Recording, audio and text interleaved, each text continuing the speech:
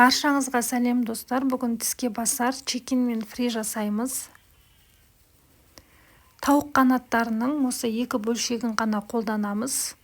Үшінші ұш жағындағы бөлшегінің бізге қажеті жоқ. Оны кесіп алып тастаймыз.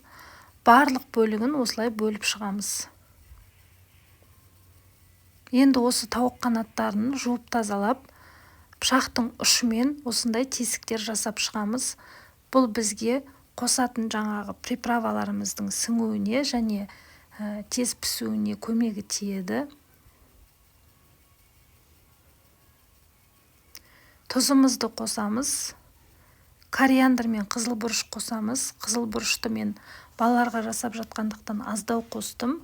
Қызыл бұрышын көптеу қоссаңыздар, чикендеріңіз ащы болады. Сухой чеснок, қара бұрыш, паприка қосып жақсылап араластырамыз.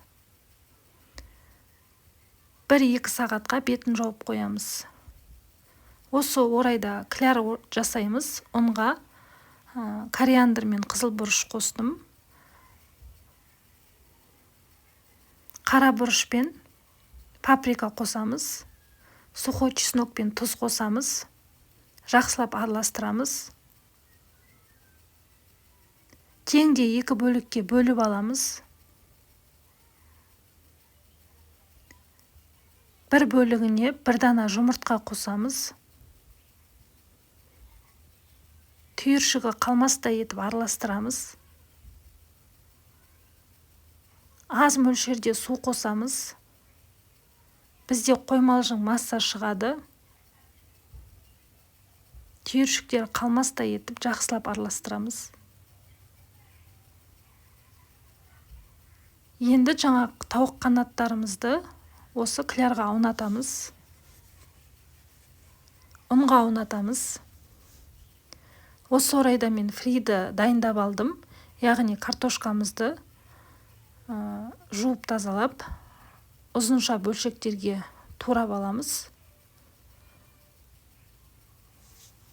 Барлығын осылай аунатып, табамызға майымызды құйып, жаңағы фриді бірінші пісіріп аламыз дайындаған.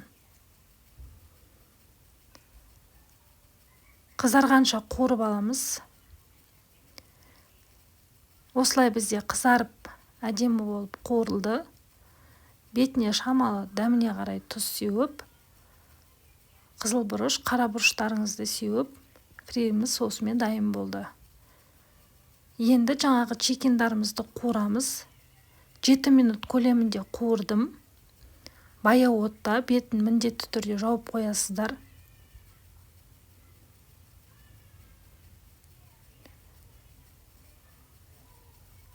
Міне осылай қып-қызыл болып, әдемі болып пісті. Екінші бөлшегіне, екінші жағына да аунатамыз. Екінші жағында да 7 минут көлемінде пісіреміз. Осымен чикеніміз дайын болды. Балаларға өте қатты ұнады. Парақшам пайдалы. Парақшамда түрлі рецепттер бар. Міндетті түрде тіркеліп, лайк басып кетіңіздер. Ас болсын.